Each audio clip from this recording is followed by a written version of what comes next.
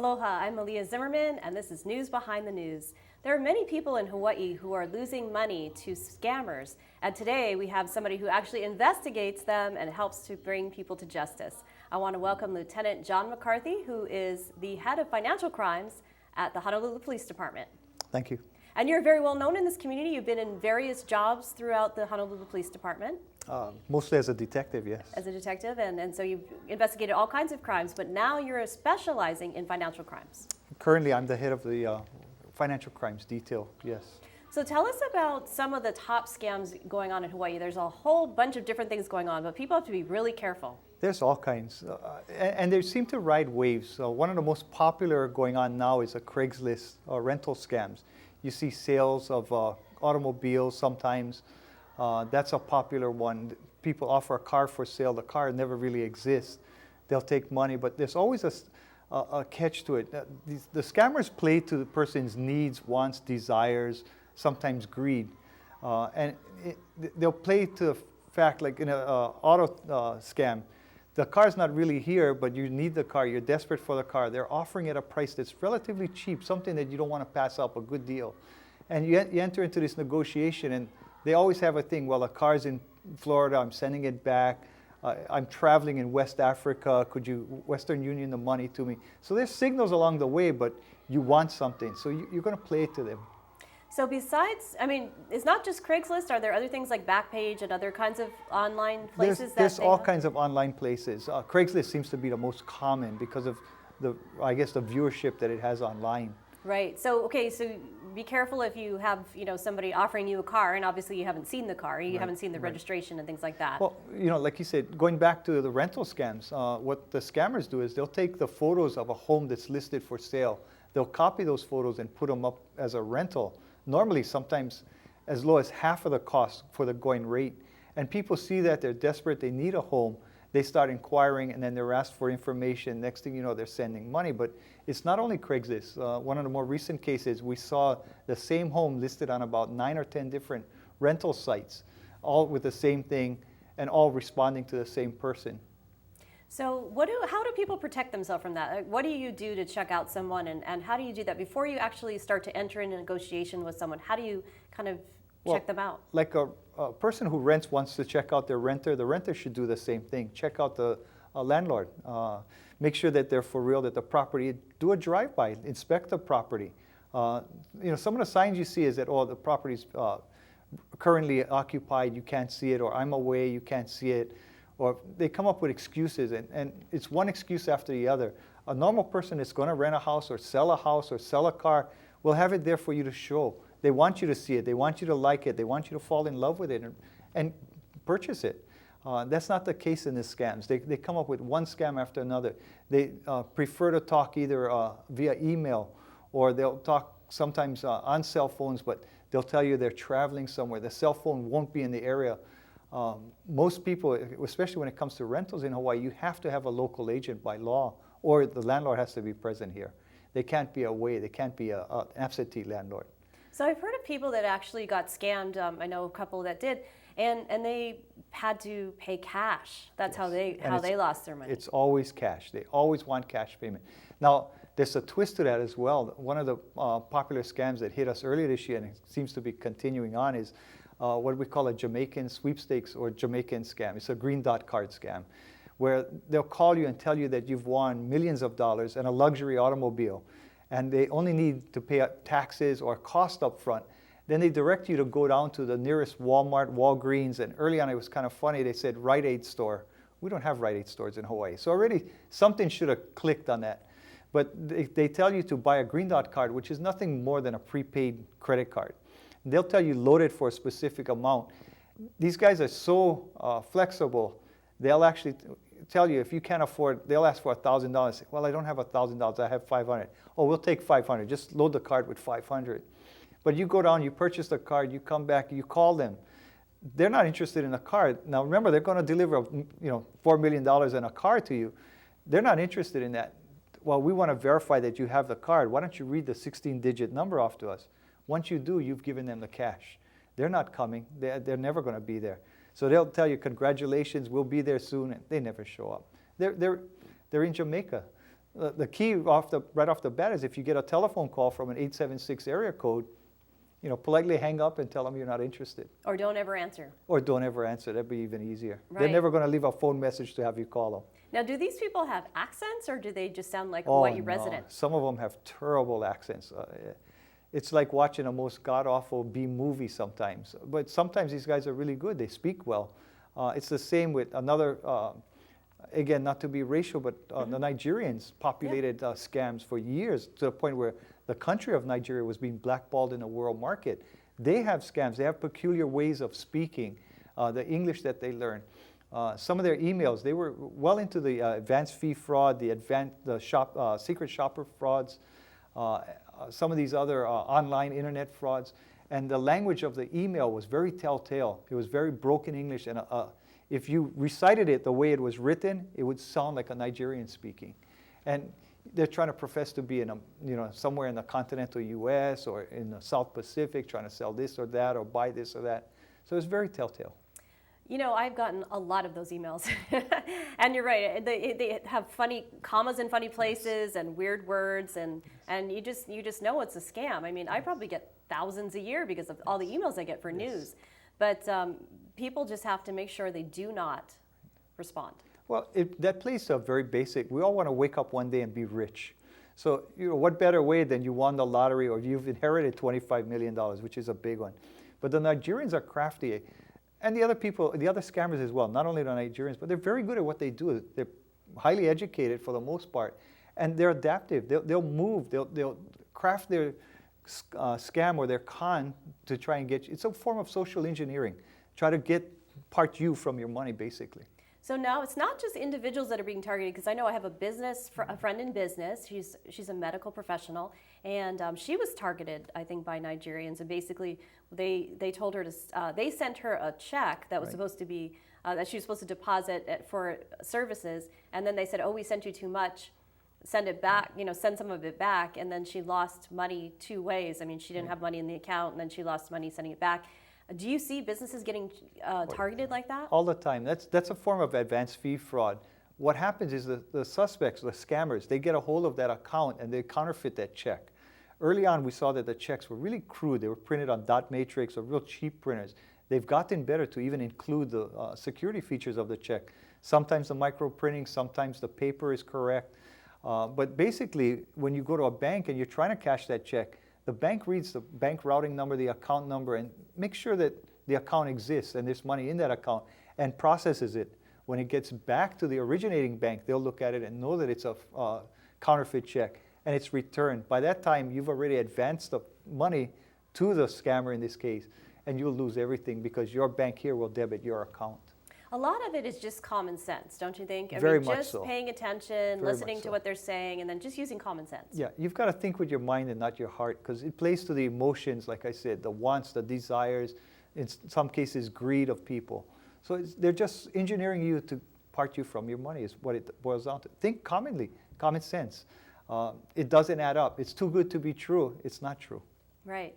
Now, what about other kinds of fraud that you're seeing right now? Do you see dating sites or elderly fraud, or what kinds of other fraud do you see going on right now in Hawaii that people should be aware of? One of the other big ones we saw earlier this year, and it continues, is what we call romance scams. People, and it's usually women, and it's usually older women, get involved on websites like Match.com. There's another one, POF, various sites. It's not one peculiar site, but these are the more common sites that we see. And they'll start communications with people who they think are engineers, doctors. They even are provided with photos. And soon after that, the suspect, the scammer's profile will drop off of the internet because he doesn't want to be in contact with anybody else. He's going to work you to the point where, I love you, I'm coming to Hawaii, I'll marry you. They pretty much sweep them off their feet with promises of love and romance. And then they pop the question, I need money. I'm here doing a job, I need money to get out of here. I'm investing in diamonds in Africa. I need the money to ship it out, and things like that. And here you are, you have this person who's trusting, and in Hawaii we tend to be more trusting. They start sending them the money thinking that this person will be here soon, they'll get all their money back. We've had people lose, single individuals lose upwards of $1 million or more. and they never meet that person, and they never. Never. That's sad. Never, yes. Yeah, targeting your heart in that case. No. Like you said, thinking with your brain, not your heart. Exactly, Right. exactly. So what about, okay, so you're saying older women. Now what about just elderly in general?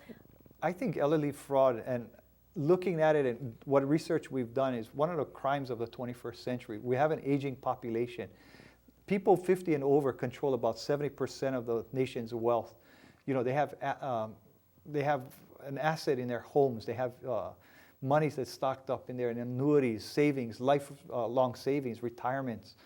So they have real money. They have real assets that, unlike in identity theft cases, they want your good name. They want your credit. They're going to target the businesses that issue this credit. When elderly fraud, they're going after real money. And the sad thing about it is the victims lose real money, often big amounts of money. And there's various scams ranging all the way from people will be cruising in a neighborhood, stop by the house, they'll see the older person there, and stop there and try to promise them, we'll fix up your house, we'll paint your house, we'll power wash your driveway for exorbitant amounts of money sometimes, tens of thousands of dollars. They go there and whitewash the fence and leaving you with an ugly fence, a dirty driveway, and $10,000 or $20,000 less. Now what about these people that drive up to you when you're, I'm just thinking of people that do jobs and leave. They drive up and say, hey, we'll fix that scratch on your car. That's another one that was popularized. We haven't seen it lately, but it's kind of come and gone. That's another scam. They'll go there, they'll fill it with a little filler, charge you $400 or $500. You don't know who they are. They're gone. You drive down the block, the filler falls off, you still have your scratch, but you're out the money again. It's knowing who you deal with. It sounds like a deal, but it's not really a deal. You're not getting what you're paying for. Going back to the home repair or any kind of work, there was a new law passed by the legislature this past year, and it requires people that engage in businesses that require licenses, electrical, plumbing, general contracting, to have that license, or you can face fines, sometimes even a felony, depending on the amount of money involved. So besides, telling elderly that maybe they want to do work for them or so, I mean, we've actually seen cases where people kind of take over that person's life, where they get them to change their will. Oh, yeah. I mean, there's all kinds of terrible things that happen when somebody's elderly and susceptible. It can be a family member, or it can be somebody else, a lawyer or a professional or a stranger. How do you tell people to deal with that? Most times, the suspect in an elderly fraud case is going to be a family member, unfortunately. Money makes people greedy. So we'll see that often. We see a lot of problems with investments, with power of attorney. And the elder person needs to trust their family or family members that can be trusted. That power of attorney should be given specifically to an individual that can be trusted for a specific purpose. They should engage legitimate attorneys who are doing this for a living, writing wills, writing trusts. They know what they're doing, and they can structure that to the person's benefit. We've seen where professionals have come in and just written horrible documents, not necessarily professionals, or they go online and try to do it cheaply. We also see cases where there are professional scammers who go around preying off of old people. They'll try to go there, befriend them, take care of them. Next thing you know, they're joint holders of their financial accounts. They've inherited the homes, or they've sold the homes. We have several cases where suspects have sold the homes right out from under the elderly people and taken the cash proceeds from that sale. Now, how do you think, I know it's so hard because sometimes, like you said, it's a family member and it really gets messy when it's like that, but how do you think, what's the best way for a senior to protect themselves, or for families to make sure, kind of have a check and balance? Is there a way to do that? There's a bunch of signs. You want to watch that someone's not exercising any undue influence over an elderly person. Watch if a caretaker, a caregiver, or a family member starts paying too much attention to the finances and not enough attention to the elder person. That's one thing. Care for the elder person. Make sure they have their needs, they're taken care of. A lot of times, elderly people will befriend the scammers because family neglects them, or they have no family. Quite a few of our victims this year have no family member. They have no children, so they're relying on distant nieces or nephews. Watch the finances. The finances should stay in their name or be put in a trust. Several local banks provide, just such a service, and it's not unfeasible to actually partake of. You're looking for things basically out of the ordinary and looking for patterns. Delivery people. We have had one case where people befriended the elderly person. taking them food. That was their whole thing. We'll take her food because she can't come out. She's paying for all of the food and several $1,000s a month on top of that. She could have gone to a care home and gotten much better care for the price that she was paying. Yeah. So, people that you do actually go out in the community and talk to banks and things like that, right? Maybe you can talk a little bit about some of the training that you do. We talk to anybody that'll listen. We want to prevent the crimes. We want people to stay with their money, not lose it, because when they lose it, now the government picks up the tab again on something like that. But we'll go out, we'll talk to anybody that'll listen, any group that'll listen, and we'll help any group that we do. We try to work with the community as much as possible. We work with social agencies. Believe it or not, we get referrals from lawyers, the financial community on cases. They're our eyes and ears as well. And it's all about us, not about me, not about I or you in particular. We're all in it together because it's our family, it's our elders, our kupuna that are losing the money on this. If they go bankrupt or lose all of their savings because of that, we've got to take care of them, or the state's got to take care of them. They become our problem in a much worse way. And a lot of times, it is our family, our parents, our aunts and uncles and things like that get targeted. I know I get calls in the news business about that, and people say, what should I do? I think so-and-so's lawyer's doing something, or so-and-so's kid, and it's really a tough thing. Right. And it's a hard call because financial exploitation of an elder, is it something that they want to do? Because you can do what you want with your money. Are they sane? Are they reasonable? Do they know what they're doing? So it's a hard problem to deal with. It calls for specialization. Definitely. So what about some of the other kinds of fraud that you're seeing right now? You've had, like you're saying, all these different scams going on. What about things like sweepstakes and I don't know. We've had a lot of different things with the FBI announcing different scams that they've uncovered too. How does that all work? Do you guys work together on that too? We all work together. Again, like I said, it's all about us, not about any one individual, any one agency, any one detail or unit.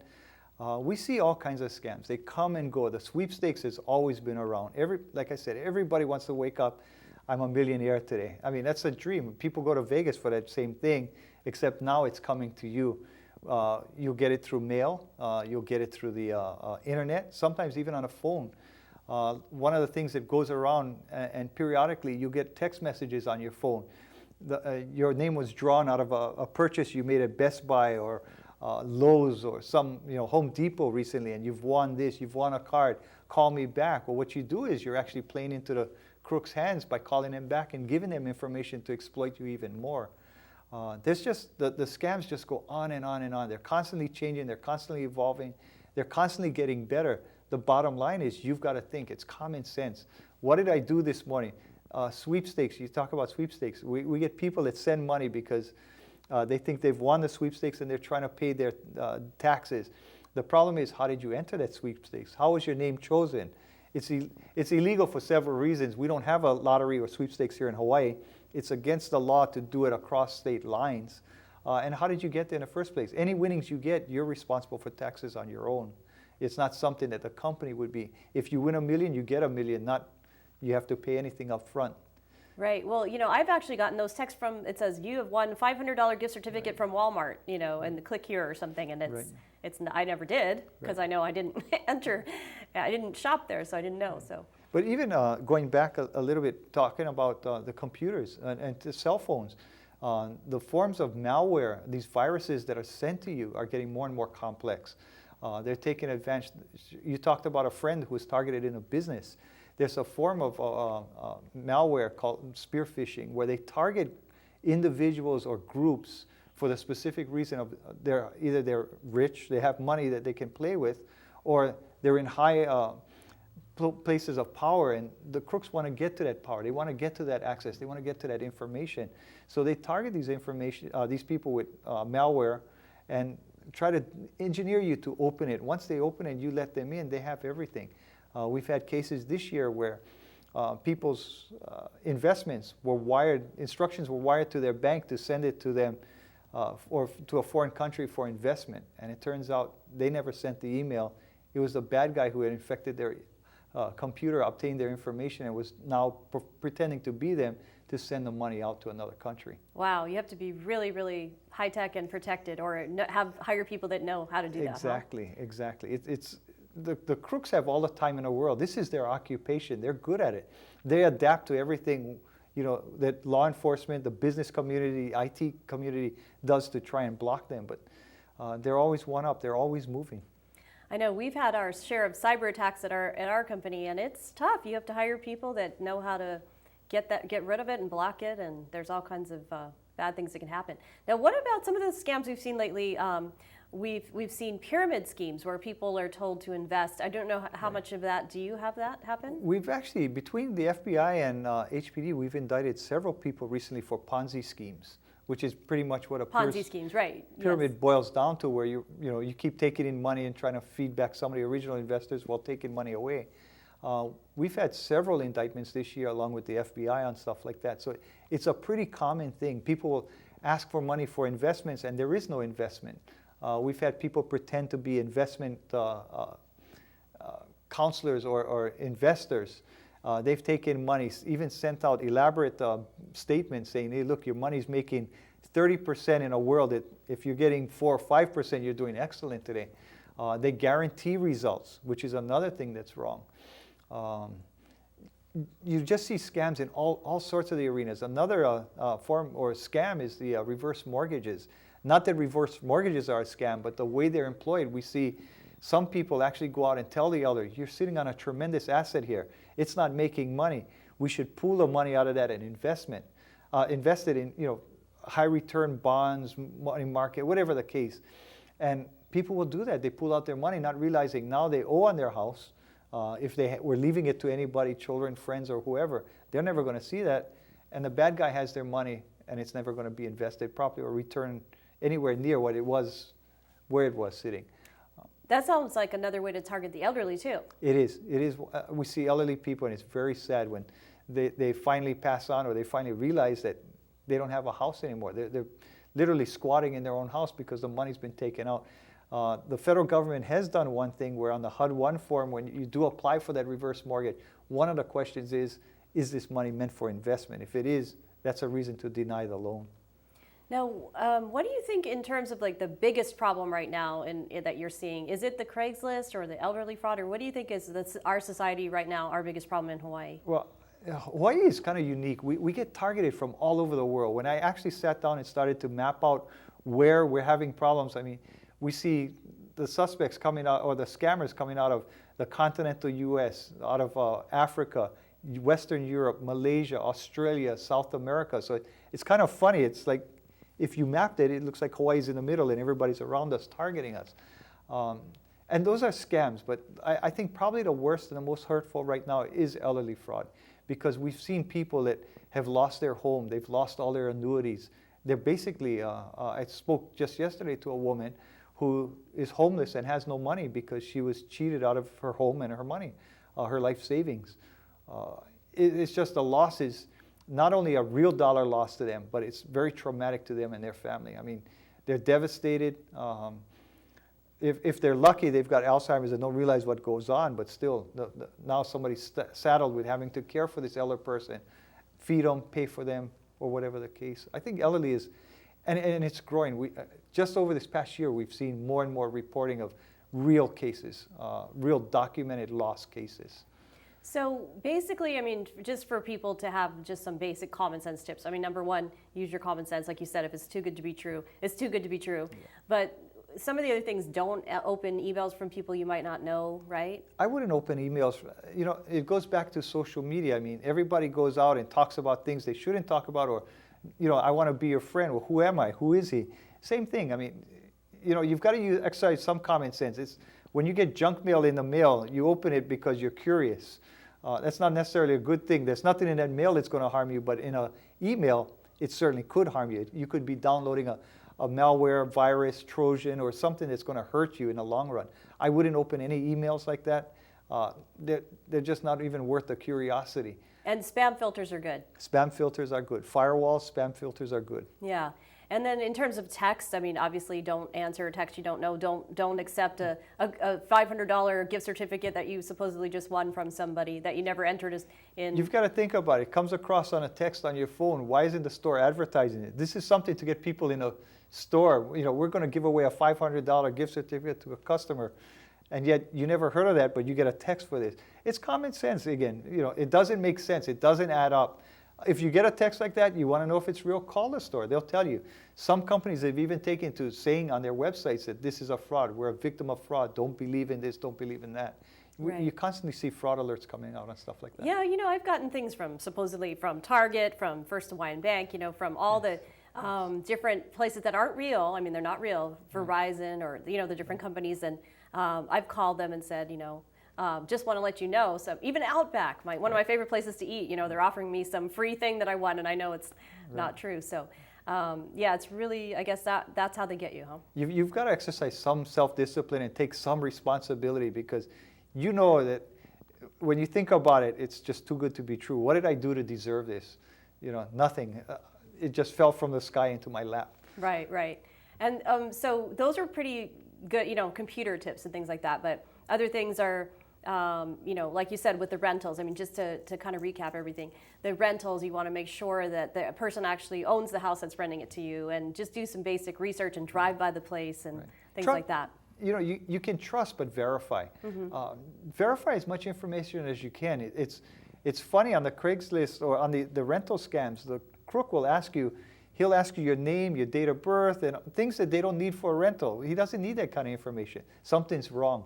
All you got to do is think about it. Just exercise some good judgment, accept some responsibility, and use common sense. And the same thing with the cars, like you were saying about somebody tries to sell you a car on Craigslist. Make sure it's there. Make sure you see it. You should see the car. You shouldn't buy you shouldn't buy anything sight unseen. You should know what you're buying.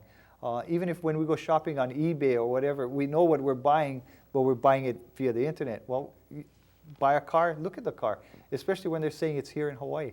Now, is there any kind of resource or internet, something on the internet? I know the FBI has tips about protecting yourself from basic things. And I know these people are always coming up with new scams, but is there a website or can Actually, you think the police department maintains two websites, the honolulupd.org, and we also have a Facebook website.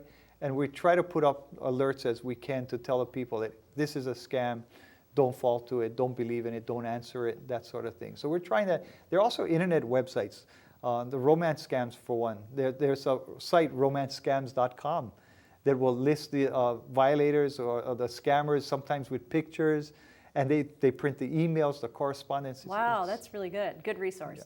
Well, thank you so much for coming on the show. You'll have to come on again because you taught people so much in Hawaii about protecting themselves, and I appreciate your time. Thank you very much. Thank you. This has been News Behind the News. Aloha.